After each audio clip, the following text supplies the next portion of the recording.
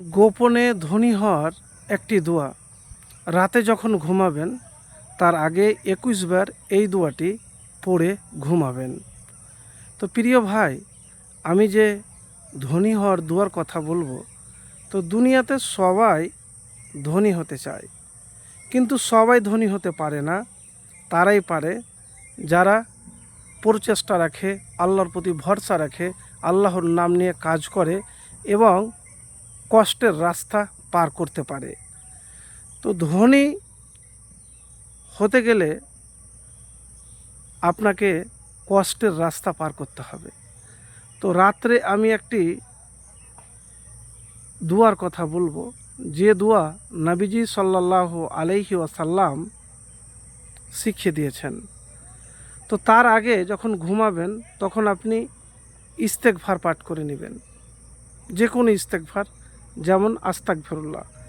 ইস্তেগফার পাঠে বান্দার অভাব মোচন হয়, পাপাচার ক্ষমা করা হয়, সন্তান সন্ততিতে অভাব যেমন থাকে না তেমনি রিজিকেও আসে পরিপূর্ণ বরকত। অভাব মুক্ত থাকতে পবিত্র কোরআনে বেশি বেশি ইস্তেগফার পাঠ করার নির্দেশ দেওয়া হয়েছে। তো ভাই আমার, ইস্তেগফার কোনটি পাঠ করবেন? আস্তাগফিরুল্লাহ ওয়া আতুবু ইলাই, 70 বার বা 100 বার বা যতবার আপনি পাঠ করতে পারবেন।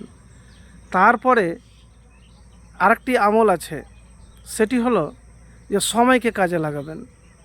সময়কে যখনই কাজ শুরু করবেন তখনই কিন্তু আপনি আল্লাহর নাম নিয়ে কাজ করবেন, মানে বিসমিল্লাহ বললে আল্লাহর প্রতি ভরসা রেখে হাল ছেড়ে দেবেন না। তারপরে আমি একটি দোয়ার কথা বলবো। এই দোয়া পাঠ করতে গেলে দুনিয়া তো লাভ আছে, কবরের জীবনও লাভ আছে, পরকালও লাভ আছে। কি দোয়া? সেই দোয়াটি আমি আপনাদেরকে বলবো। আল্লাহুম্মা ইন্নী আউযুবিকা মিনাল কুফরি ওয়াল ফাকরি, আল্লাহুম্মা ইন্নী আউযুবিকা মিন আযাবিল কবরি, লা ইলাহা ইল্লা আনতা। অর্থ হলো, হে আল্লাহ, আপনার নিকট কুফরি দরিদ্রতা হতে আশ্রয় চাইছি। হে আল্লাহ, আমি কবরের আযাব থেকে আপনার কাছে আশ্রয় চাইছি, আপনি ছাড়া আর কোনো ইলাহ নেই। তো প্রিয় ভাই, রিজিকের একচ্ছত্র মালিক হলো মহান আল্লাহ সুবহানাহু ওয়া তাআলা। সুতরাং মহান আল্লাহর কাছ থেকে রিজিকের প্রাচার্যতা চেয়ে নিতে হবে। প্রিয় নবীজি সাল্লাল্লাহু আলাইহি ওয়াসাল্লাম তার উম্মতকে অভাবমুক্ত থাকতে আল্লাহর কাছে দোয়া করার বিশেষ আবেদন শিখিয়েছেন, যাতে তার উম্মত অভাবের কারণে কুফরির দিকে চলে না যায়। তো ভাই, অভাব যখন আপনাকে দেখা দিবে না, তো অনেক মনে কিন্তু খটকা জাগে। তো আপনি এই দোয়াটি আপনি নিয়মিত পাঠ করবেন। কতবার? 21 বার বা যতবার আপনি পারবেন। আল্লাহুম্মা ইন্নী আউযুবিকা মিনাল কুফরি ওয়াল ফাকরি, আল্লাহুম্মা ইন্নী আউযুবিকা মিন আযাবিল কবরি, লা ইলাহা ইল্লা আনতা।